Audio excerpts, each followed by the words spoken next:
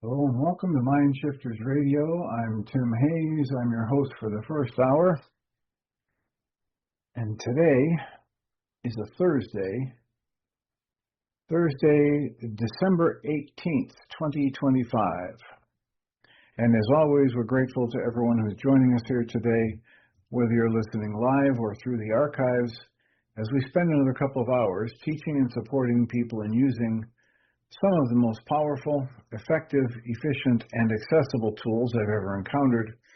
These tools are available absolutely free through the tireless efforts of Dr. Michael and Jeannie Rice on the website at whyagain.org. If you go to that website and click on the two words that say Start Here, which are located in the upper left-hand corner, it will take you to a page where you can download and read Chapter 24 of Dr. Michael Rice's book. His book is titled, Why Is This Happening to Me Again? And that chapter of the book contains a narrative description and explanation of the primary tool in this work.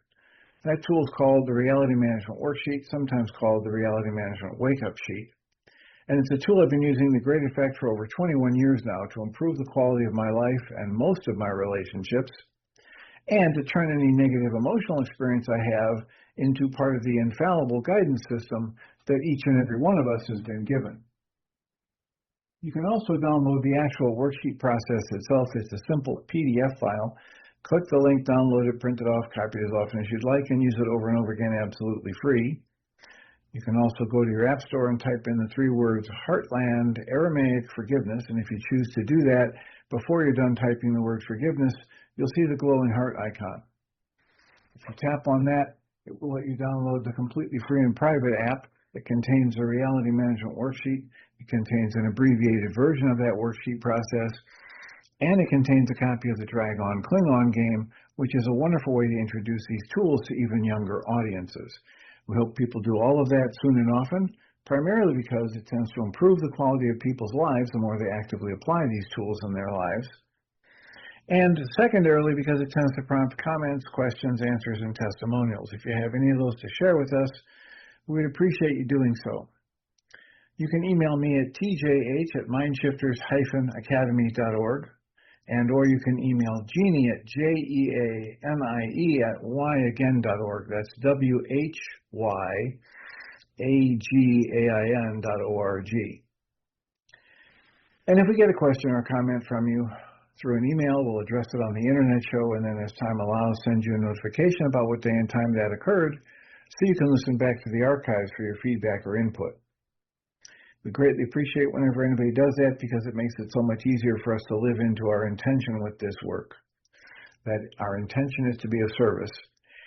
And the other option is, if you're available weekdays from 11 to noon Central Time, most weekdays, 11 to noon Central Time, you can join us by going through Zoom at zoom.us, open up a browser window and say you want to enter a meeting, and then enter the meeting ID number 853-2357-4173. That's 853-2357-4173. If you do that, and if you're joining through the phone, you'll automatically be muted, and your phone buttons of *6 will toggle you in and out of mute. If you're through the Zoom app, you'll have a separate place to click for your microphone to mute and unmute. And we greatly appreciate when people do that, because it just makes it so much easier for us to live into our intention to be of service. And so we have plenty of time for comments and questions. I have some results of worksheets to share from what was going on yesterday. We had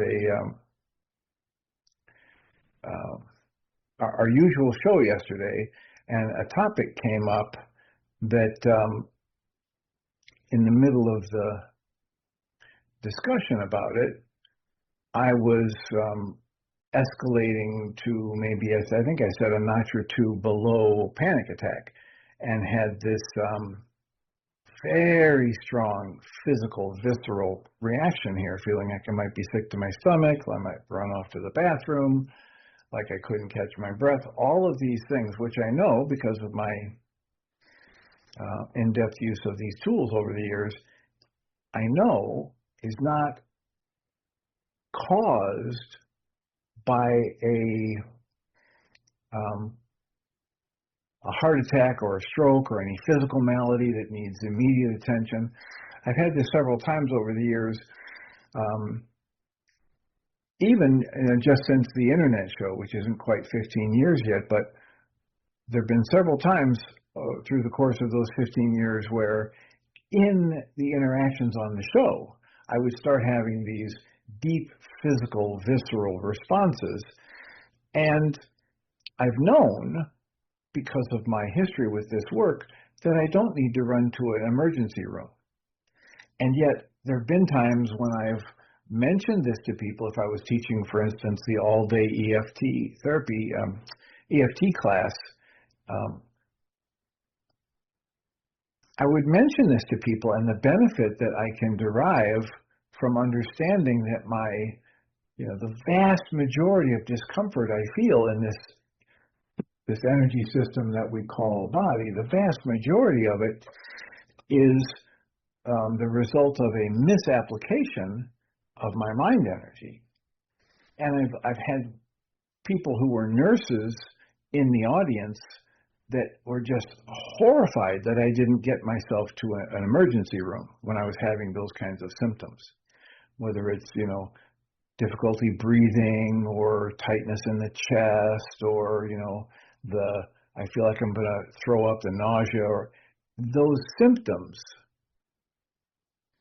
have historically been the kinds of things that get people to go into the ER,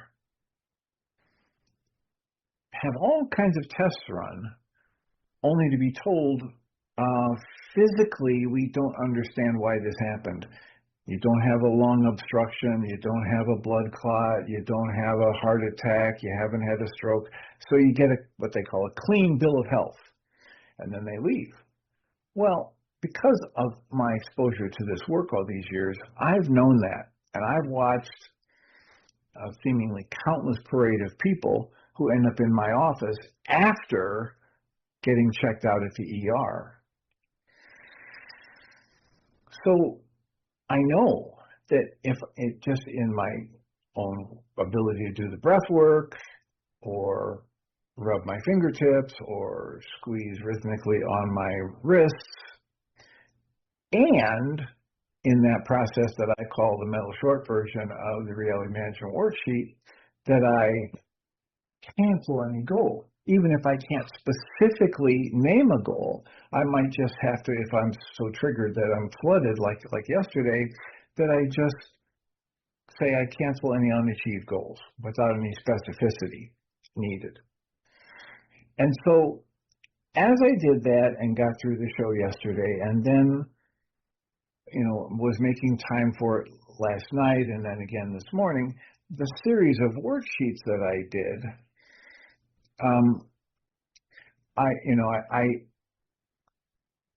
I think they serve a good point of demonstration, because eventually I had a kind of a deep aha, and yet the first 5 or 6 worksheets I just kind of went blank. And so the process was, I have some conflicting results when I try and share from the worksheets that I do on the app and then send them to myself in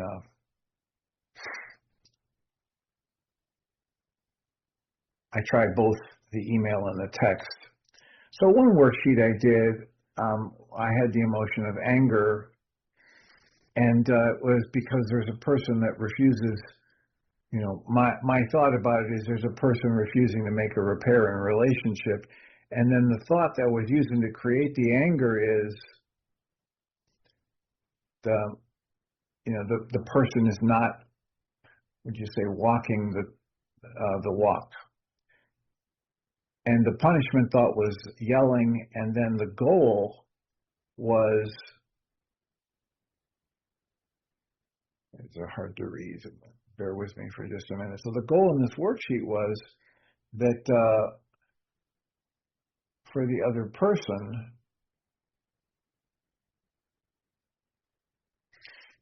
to acknowledge the situation and make a repair. And then that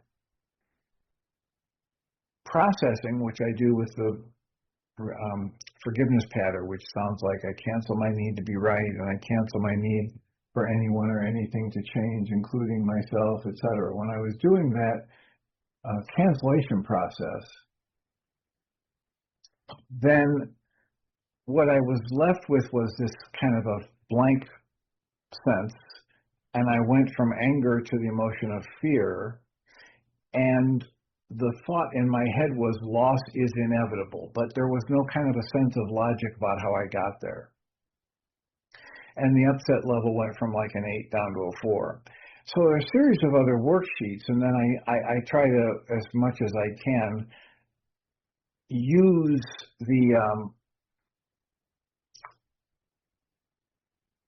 whatever juicy or dry tidbit might come from the last worksheet I did, I use it to roll over into another worksheet. And so because I had done that worksheet and started with anger and ended with fear, this one I decided to do on fear. I put the fear in the worksheet process. The fear, the thought I was using to create the fear was that I'm going to need to sever ties with, the community, etc. Cancel the thought and the goal. The goal is, of course, I want to be able to maintain the connection with the community, etc., and be of service. And then that went to blank. And there were 5 or 6 of them that went to absolute, just kind of, I'm going unconscious, or I wake up from, I'm not even asleep, but I breathe and realize, okay, I'm not getting anything of a conscious logical that I could hang my hat on or write out. And then eventually I did a worksheet where the emotion was sadness. And yeah, this is the one that had the aha in it. So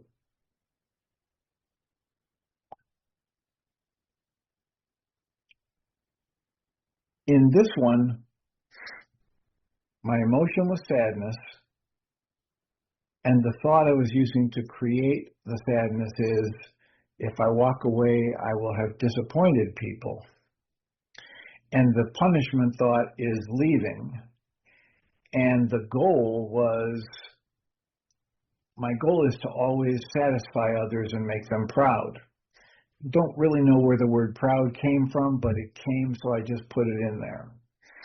Then when I canceled this thought and this goal, and did my forgiveness pattern, my reality management worksheet with the multiple repetitions of just, I cancel my need to be right, I cancel my need for anyone or anything to change, including myself. Somewhere in the 3rd or 4th go round, this is a little bit longer meditative process, somewhere in the 3rd or 4th go round, I flashed on a scene from my senior year of college. And it was a very crisis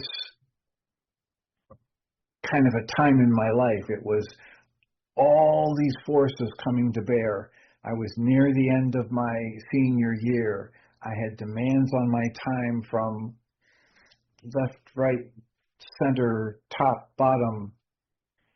And the psych prof, I had 2 primary concerns going at that time. One of them was I was the laboratory assistant for the experimental psychology lab, and I was the chief probation officer being supervised by the humanistic psychology professor.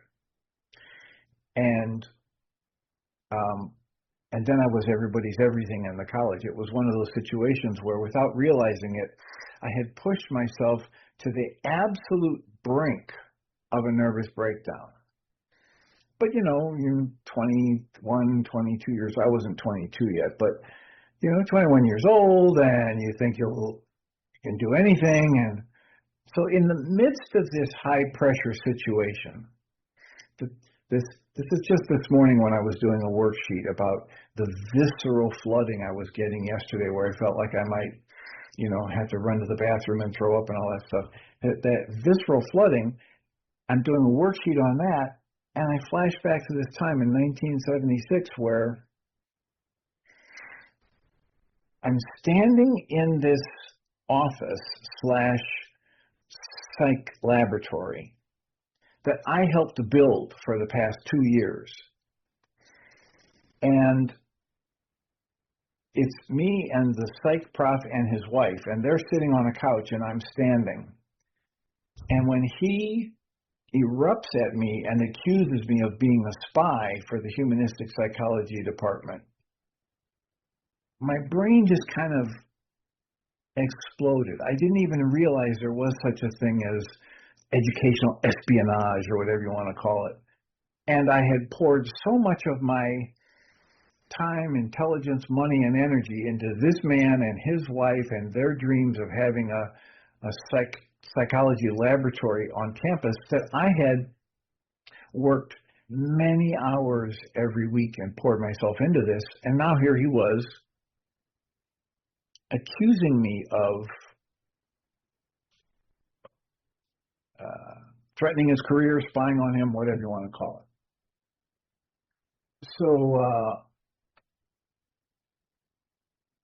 So the light bulbs went off in a huge way for me because of the extensive work I've done with worksheets in my life and watching the ebb and flow of the upsets and the mind energy that goes into thought and the mind energy that gets distracted by physical sensations.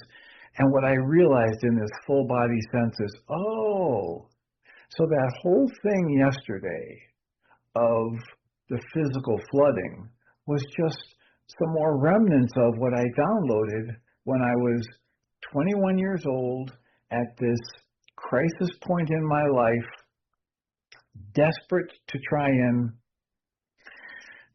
satisfy basically everybody. I didn't realize it was a pattern back then, but it was a pattern already. And by the time I was a senior in college, I just wanted to make everybody happy. I just wanted to make everybody happy and everybody proud and whatever. And it blew up in my face, right? Because back at that point in time, I had no idea that it wasn't within my power to make everybody happy. Back then, I didn't understand that I create my own emotions. And I didn't understand that other people create their own emotions. So that flooding that was happening yesterday was this resonant vibration from a relationship that didn't get repaired when I was 21 years old.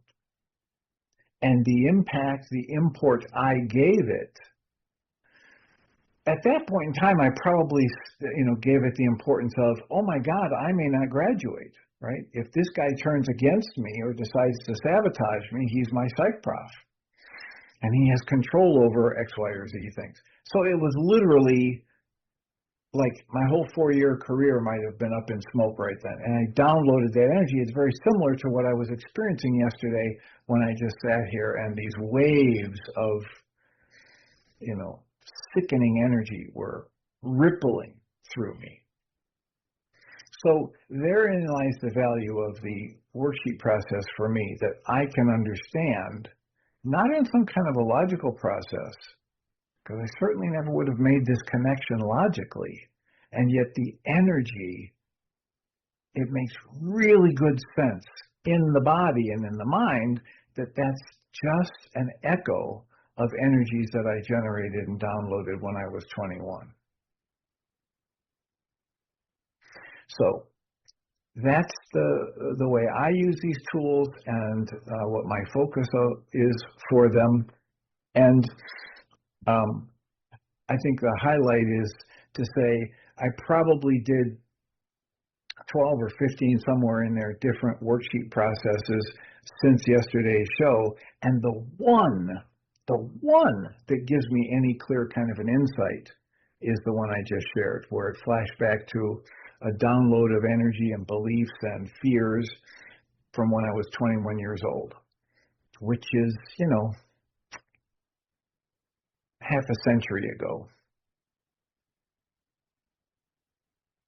So this is why I do this work. This is why I support people in learning and using these tools. And we have plenty of time for comments, questions, answers, other people to share work they've done since yesterday's show, etc.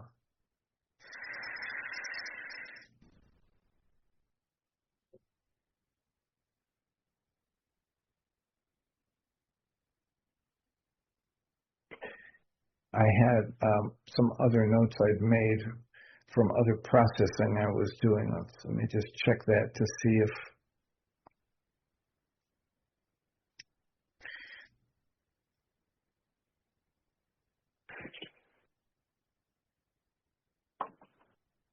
no, that's pretty much all of my notes. I've already talked about them.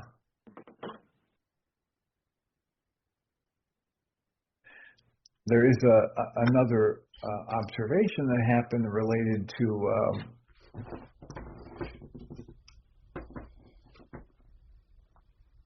terms like the power person dynamic, but we'll wait because I think two people have unmuted, Celinda and Susan. I don't know who did first, so welcome to both of you. I don't know either. This is Celinda. Okay, Celinda, you spoke up first, so how can we support you? Thank you for that worksheet that you did on sadness. I am attempting to listen to the Tuesday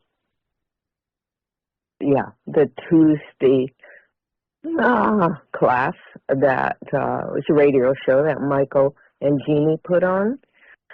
And I've gotten about 14 minutes through it. And I wanted to get on your show, and I'm very glad I did. Because I'm feeling all kinds of emotions going through me. And I am very aware that I am focusing on my breath to keep it moving. But when you said you actually got almost sick to your stomach, like you could run in and throw up, I was listening in bed. I was lying in bed, and I got, in one section of it, all of a sudden very, very dizzy. And I didn't know that. I didn't even think to connect it to my listening. And then, yeah, right. I didn't even think about that. It might have, I know you're laughing. Well, but Celinda, it might have been that the magnetic poles reversed. That might have been what was causing your dizziness. I think it might have been, but I think it was definitely connected to my listening, and I was doing my best to listen very deeply and very openly in allowance and acceptance. And my body is shaking right now, and yet I feel good about all of this. And what I was coming away with, and I want to listen to the rest of it, was that what Michael Rice was saying was absolutely true. And I also had the sense that I would want to listen very deeply to that. And I also had the sense this isn't about me. And yet it is directed at me. If there was that one as thing. As if I'm the one with the problem. Hold on a minute. Hold on. We have to highlight this. Yeah. If there is yes, if there is one thing that I would hope for you that you could take from that is what you just said. Everything out of Dr. Michael Rice's mouth on Tuesday was all about his having been upset, triggered, wounded, whatever, sparked into passion of reaction, whatever we want to call it what you want. It was all about what was going on inside of him. It was not about you. And the humor in it for me, for all of us, not just about Michael, it's about me, it's about our humanness, was that what he was saying about words are not the truth. They're just kind of a finger pointing at the moon, twice removed from the actuality. That is all absolutely true. And at the same time, what's not true for me is that the breath is the only way to define, the only word that we may use to define what this life energy is, because we all come from different experiences, different life cultures, different lives, period. And it might be the old thing of we're all saying different words and speaking the same language if we could just sit in allowance and acceptance and surrender and intention, watching, observing ourselves as well as what's out there or what we think is out there. And so I'm going to, what's true for me, and I'm feeling it very strongly. I want to stay open. I want to stay open in my mind and my heart. I want to surrender, not submit to a power person dynamic, but to truly surrender. I want to accept things as they are without demanding they be something else. I want to be in a learning place as a student, as a beginner's mind, as I know nothing, and you know me, I think I know everything. I was just going to say, how well do you think you're doing with that? I'm breathing. Breathing is one of what you're showing me, and the forgiveness pattern, Byron Katie saying, is this absolutely true? Are you absolutely convinced this is the actuality of life? Or are you in your power person dynamic? That's what I ask myself these days. Oops. So I'm shaking. I'm right on the fulcrum point. I could fall either direction, and or maybe I'm in my groundedness on the fulcrum point. I don't know. Okay, so just take a breath. And your worksheet is perfect for me. You could take me through one right now. I would be very happy. All right, so I'm just going to ask you to take a breath and get centered and see, is there a way we can support you specifically for the shaking energy or any other emotion that might be going on? If we move away from the universals and into the specifics, you might actually do a piece of work that benefits you today. Let's do a worksheet. And we could go through the pattern as many times. All right, so start a good breath. Okay, I got it. I'm excited. And slow the exhale down and choose an emotion an emotional word you would put for this kind of shaking energy you have. What emotion word would you put on this? What comes up is grief. Okay, let's just go with it. No, stop. That's good. You got it. Don't race past the starting point yet. The starter's gun hasn't gone off yet. So just breathe, and you've got grief. We're going to do what we can to keep you out of the intellect and processing and into what's happening. Now, in this breath, as soon as I say that, the next thing is we just want to take a quick peek into the intellect. What thought are you using to create the emotion of grief? I'm going to be judged again, and all alone. There you go. As a byproduct of being judged, I will be isolated. I will be excluded. I will be all alone. Disenfranchised. And so the goal is pretty clear, right? I want to be accepted and I want to belong. Right? I want to feel accepted and a part, like I am part of the whole. Does that resonate for you? Yes. So another nice deep breath or two. Before we even start the pattern, just focus specifically on the breath and the physical sensations and the shaking. And then, with whatever level of comfort, eyes open or closed, hand over your heart space, whatever, take a few deep breaths and keep the breath moving and just repeat after me silently inside your own mind. I cancel my need to be right. I cancel my need for anyone or anything to change, including myself.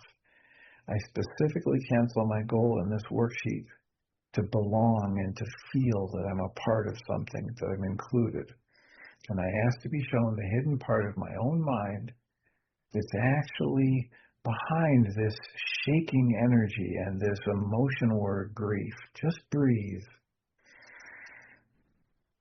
and soften. Notice that with the grief and the thought that I won't belong or I'll be excluded or ostracized, there's got to be a niggling around the edges of the energy of fear. Just watch. And just trust that anything that comes into your awareness as you breathe and soften is going to be part of what you need to see to begin to heal here and move forward. Just remind yourself gently, this is all old stuff. It can't hurt me any more than it already has. It's perfectly safe for me to sit here, lay here, and just let it wash over me. And notice if a memory comes from an earlier time, go there and see what it has to offer you. Notice how old you are, where you are, who else is there, and what's happening. And just breathe into it and soften and look for details. Even if this is a memory that's come up many times in the past, just look for how there might be the tiniest of details or even something big and glaring that you never saw before in all of the other times you visited this memory. And just breathe and soften into that until you feel something shift or fade, or you get a deep insight, or you realize that it's just going to spin and go nowhere. And as soon as you're able to recognize one of those three things, take a nice, deep, cleansing breath and let it all go. And scan your body and notice, what's the strongest emotion you're aware of now?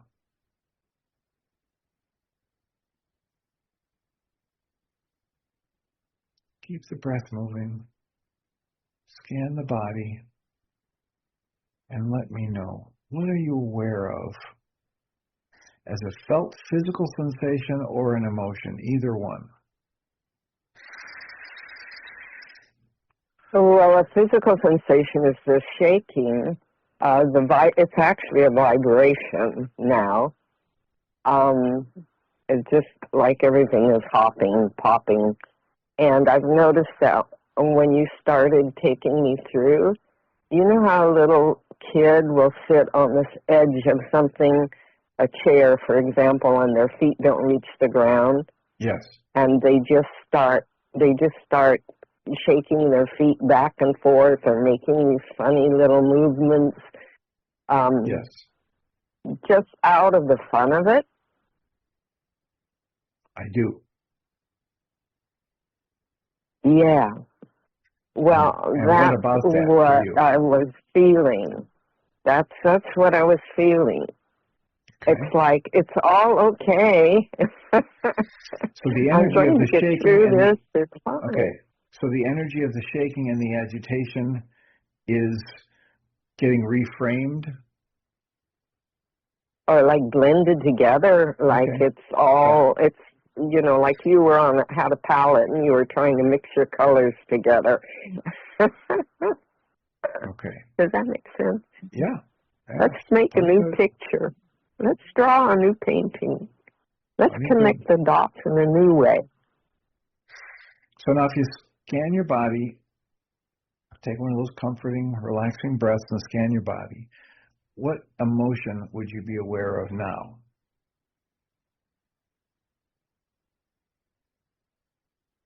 That it's okay to vibrate. It's just been a feeling. That's a thought. Yeah. That it's okay and to the vibrate. feeling is, I'm asking you for the emotion. I can sit with this.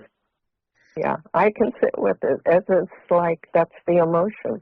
I can sit with this. It's okay. I'll be okay. I'll survive. Okay, when you have the thought, I'll be okay and I'll survive, what emotion or physical sensation, maybe it's better to talk of a physical sensation you're aware of. Well, there's a happy little feeling in my heart. Okay. So there's an emotional word that happy, I can include Michael and me in the same place. I'll put them in both of us in the hammock. We're about 3 years old, 5 years old. Mm-hmm. Michael who? Right.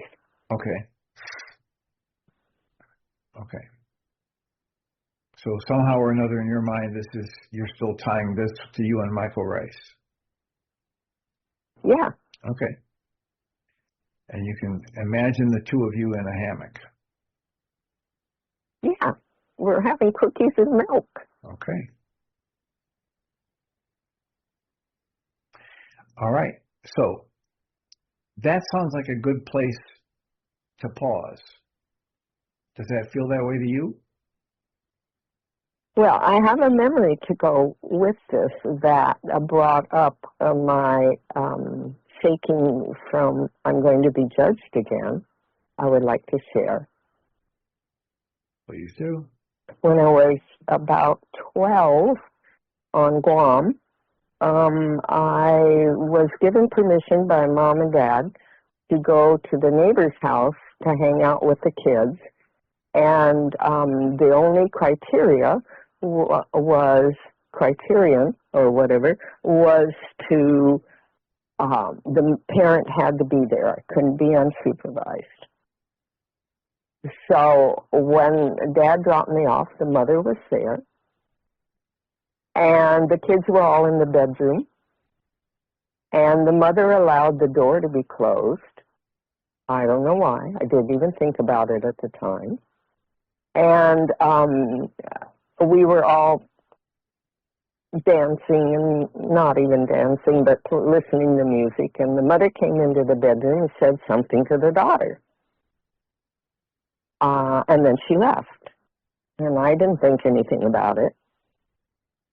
And then my stepdad goes to the commissary to get groceries, and the mother is there.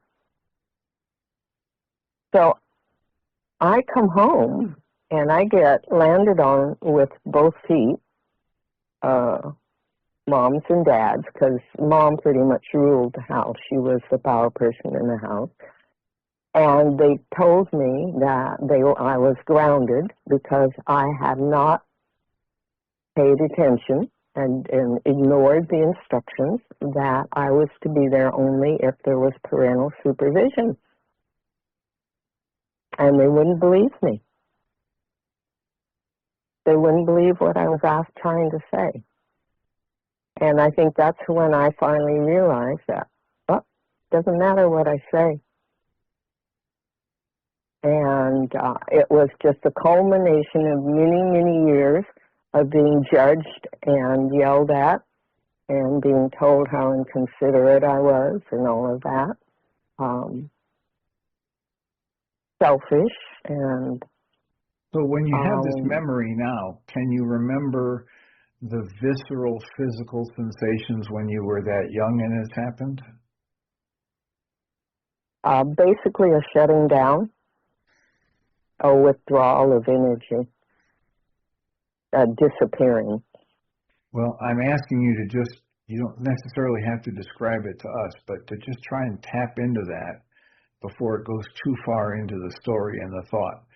Try to remember what you were feeling with this shaking energy that started this process with the worksheet, and then try to remember when you flash on this memory from yourself at a younger age, let yourself remember, did that same, and it may not have been, but was there a similarity in the physiological response?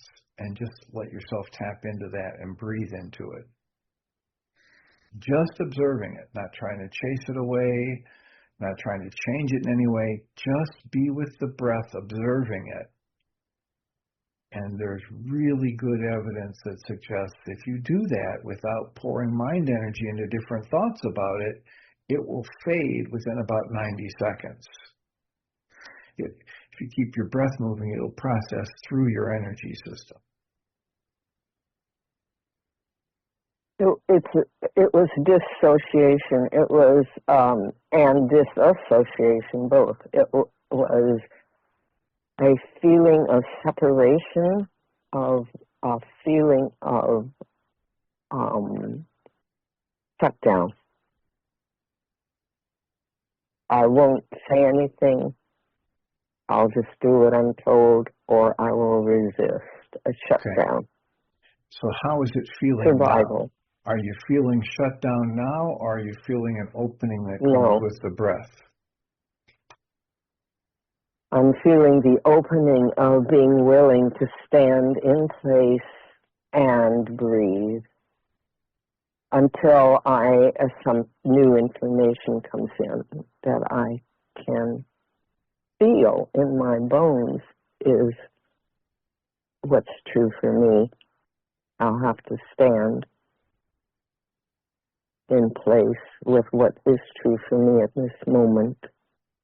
All right. And keep asking. All right. Is there anything else we can do to support you at this time? Celebrate. All right. We will celebrate. And we'll ask Susan if she has comments she wants to add. I was just in my own process just now, so I just got to come back to the present here. I just wanted to, I sent you an email, I don't know if you read it, but I really, just for your capacity to hold love, conscious, active, and present while that was all up for you, that was something to behold.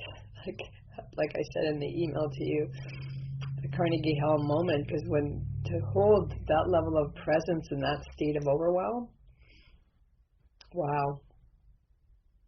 Just wanted to say I saw that. It is the benefit of the application of the tools. That's what I say. Practice the Carnegie Hall moment. Practice. It is the accumulated benefit of the past 21 plus years, specifically focused on this set of tools. Yeah. So there's that,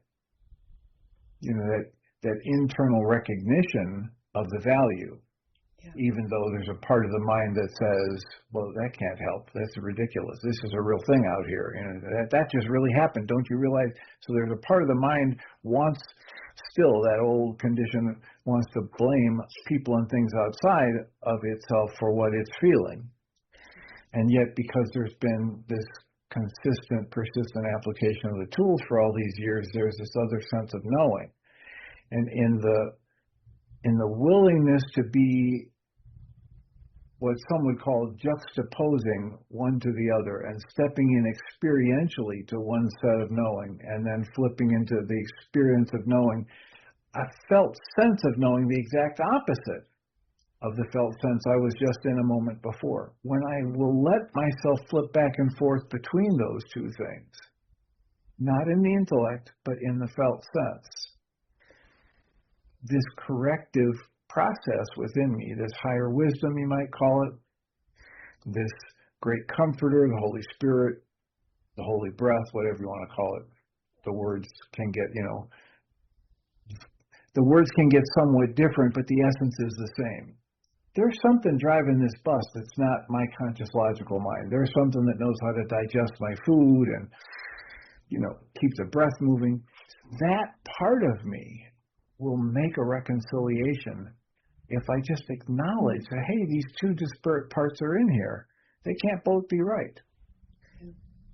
Right? Keep your eye and ear open, live in the moment of observation, and what the process is that most people experience is resolution happens, integration happens. Mm-hmm. And I could just witnessing you, seeing that oscillation going back and forth between the two states of mind. I was just watching it. But how you kept pulling it to the truth, like that, and even though you didn't want to, like that, that, like you were feeling what you were feeling. That was, it was really cool to watch. I'm not cool from the perspective that you had to experience what you experienced, but really a testament to the amount of hours and practice, just like that's why I use the Carnegie Hall moment. Someone that gets the Carnegie Hall is to put in a lot of practice to be able to deliver at that stage. So, just really, really. Well, one of the bigger challenges for me at the current state of my development is, it's interesting to say this, but I flashed back on, since the show yesterday, I flashed back on probably the most dramatic perception shift I ever had with a reality management worksheet. And it had to do with an interaction I'd had with my then ex-wife in the midday, and then 3 or 4 hours later going to the support group knowing I have to hijack the group and be the one to do the worksheet because I'm still so obsessed about these thoughts, etc., and agitated. So I get there, and we have our hour of video, and we meet around the table for process and discussion. And I say I have to, do the worksheet, and then I start laying out the worksheet as though I'm teaching the process because I was leading the group, etc. And as you get through the first 3 steps of the worksheet, what you're doing is you're mapping out what your mind in the moment, in its dysfunction, in its pain-producing dynamics, is telling you. And as I laid out those 3 things, there's 4 or 5 people, or maybe 8 or 10 people in the room other than me, and there's 4 or 5 people that want to go start a mob and go lynch my ex-wife. And I have to stop the process and say, wait a minute. I'm not enlisting your help in attacking anybody else. I'm enlisting your help in supporting me getting rid of my upset, which is in here. It's not out there, right? That ability is still a challenge. There's still, in my mind, there's still the allure of, well, yeah, but this thing really did happen, and based on your set of values, that's a no-no, and they should get it, right. There's that tug of war that, can we go back into the content when the process is still way up here? And even in my mind, somebody who's been talking about and lecturing about work on dismantling the process before you talk about the content, even that mind inside here wants me to go and hook into, content, That's the biggest challenge. Because the rest of it is about letting go, not doing anything other than using the tool. Yeah. So it's not striving so much as it is allowing to get back to what the way of mastery would call us to.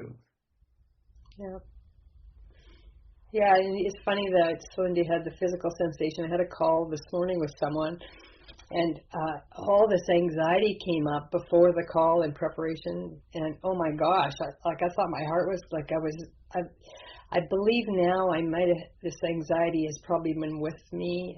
I mean, this is just unfurling maybe my whole life, but I'm just identifying it now.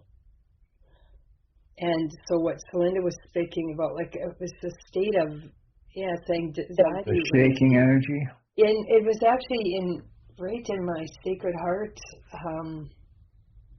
I wouldn't say, I don't know, it just was, I don't even know, I don't have a language for it fully.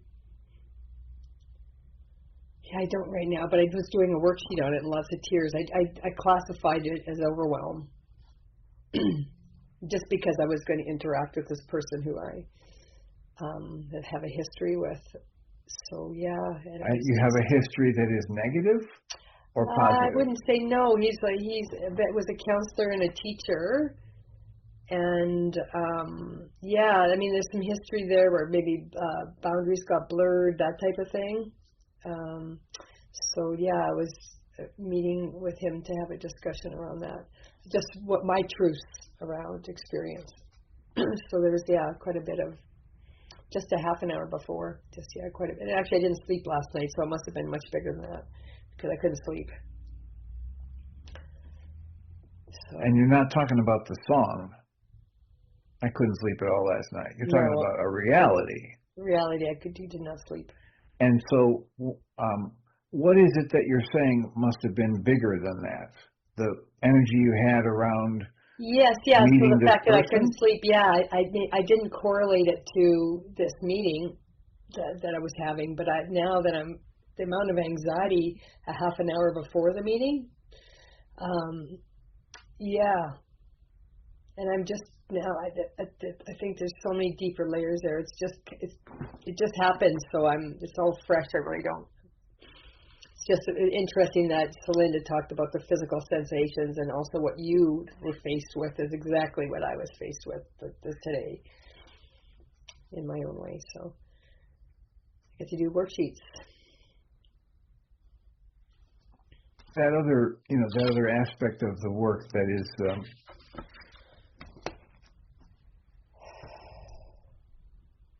Michael says in the actual worksheet process, it's important to kind of prime the pump, so to speak, to say to yourself, I am going to willingly go through the physical as well as the mental and emotional symptoms of healing, right? And it's kind of, it's a toss-off for most of us when we first start this process, and maybe for the first few years of it. But after a while, if you're actually using the tool, your energy system will bring it up so you can feel it. Oh yeah, here's what this means. Yesterday, when I was on this call, that call to be specific, yesterday's show, and I was having all this flooding, there were parts of my mind saying, just close the camera, just end the meeting. Somebody else can take over as co-host, right? You can claim that your internet went up. All these thoughts flood up. They weren't the most prominent thing. The most prominent thing was this visceral flooding of energy. Mm-hmm. Like I might just soak through my shirt with perspiration. I must look like a disheveled wreck, because inside it's just like the vibration, the unpleasant level of vibration was so strong. Yeah. And if I hadn't had years of rehearsing, I'm willing to go through the mental, emotional, and physical symptoms of healing. If I hadn't had years of seeing the benefit of just staying with the process, I probably wouldn't have been able to win the argument with those parts of my mind yesterday that were screaming. Yeah, I could tell, the timbre of your voice and the shaking of your voice. I knew it was big. And yet, so I want to say gives me hope, or it's a mirror of how we get to show up in these moments. It's not easy though. Oh, like to be able to, what you held, and knowing when how I felt, like it was, I still did the call, and I just was, holy cow. I was thinking, I'm doing, this, and I didn't have time to do a worksheet in the moment, so it was just trying to bring my body back to calm and what the hell. Well, and when you can do that, when you can anchor, you said bring your body back, when you can anchor it in your own experience from one worksheet process to the next. Yeah. And here I'm talking about even the mental emotional worksheet process like the one that Celinda did earlier today. Mm-hmm. Then that's what you build your foundation on.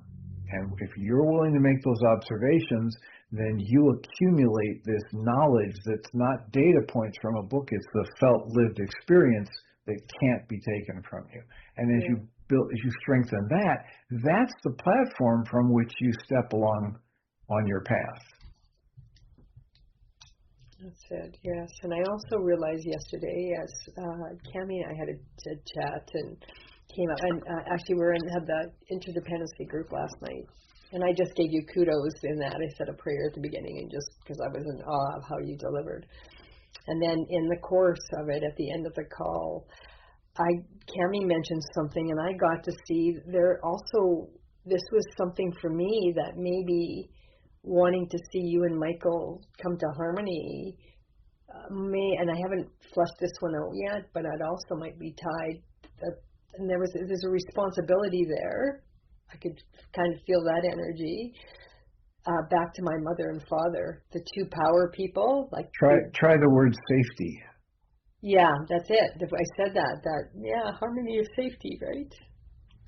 So discord is danger. Yeah, it's true. And so when I feel, like I was trying to say yesterday, in your presence is just how you show up and just I feel and experience love. Michael, I feel the same. How I was able to show up yesterday. Yeah. Yes. Good. We're not wearing the mantle, right? We're not wearing the crown of thorns. We're not going up on the cross. No. How you showed up yesterday, yes, okay. So how you showed up yesterday. How I was able to show up yesterday. Yes, and so that is exactly, so when I perceive, because I notice when the conversation goes to Michael, there's a different energy I sense, or when Michael comes up in your field, there's a different energy I sense, and so right away, I'm just claiming that, there's a sense in me that I'm in danger. I can tell by the tone, because of the tone of the voice back. So if I take it back to my history, the tone of the voice and that was leading somewhere in danger. So what do? I want to come in and fix it and bring harmony, which is not my place, nor is it my monkey. So I got to see that. So that's also going to be some unfurling of what's hiding in my unconscious.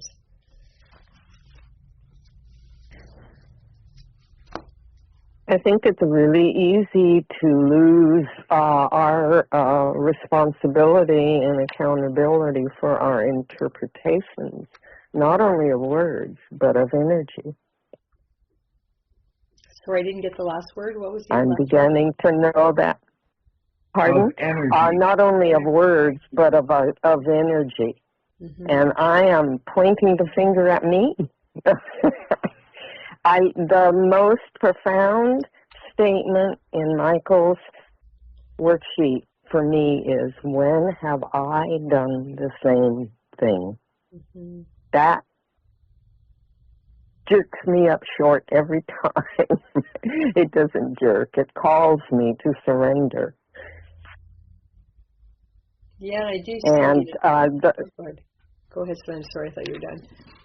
Oh, I just wanted to say, to me, it seems that each one of us picks up a particular thing that precisely we need. Like Tim, you said, Dr. Tim, you said that what jumps out for you is that I am willing to heal emotionally, mentally, and physically, to feel the effects emotionally, mentally, and physically. And that was what you were ready for to have jump out at you.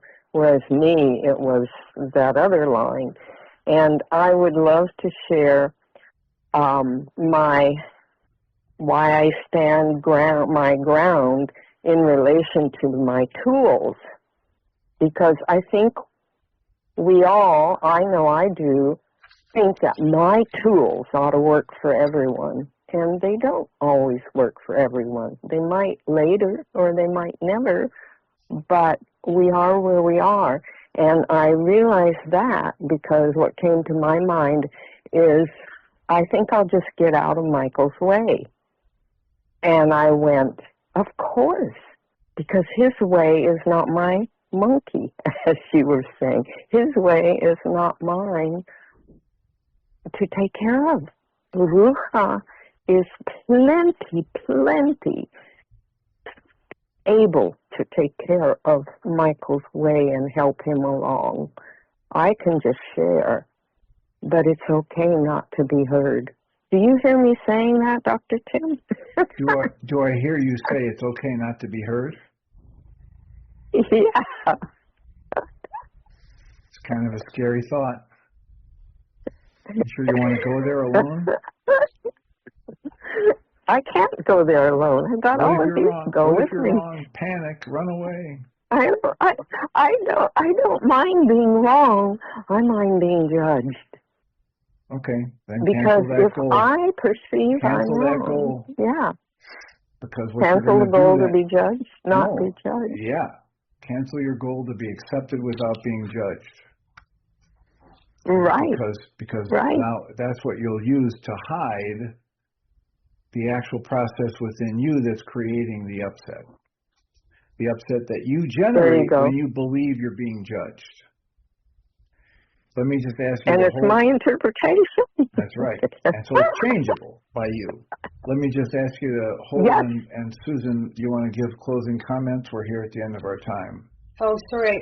No, I'm good. I just saw Donald just said he was completely lost and wanted a synopsis of what happened on Tuesday. So Donald. Friday show. Oh, sorry. He's like, what? He's got a big question mark, and imagine. All right. Well, thank you all for being here. And I realize we've run over, so people that want to catch Michael and Jeannie, we'll wrap this up by just reminding us that we come from love. We're made of the stuff we call love. We actually are love, and everything else is false. And oddly enough, every time I observe it, having a support group? Yes. Tonight and Thursday, so be a support group. And oddly enough, every time I take time to observe it, whenever things do not work out the way I think they should, they always work out far better than I ever thought they could. Blessing.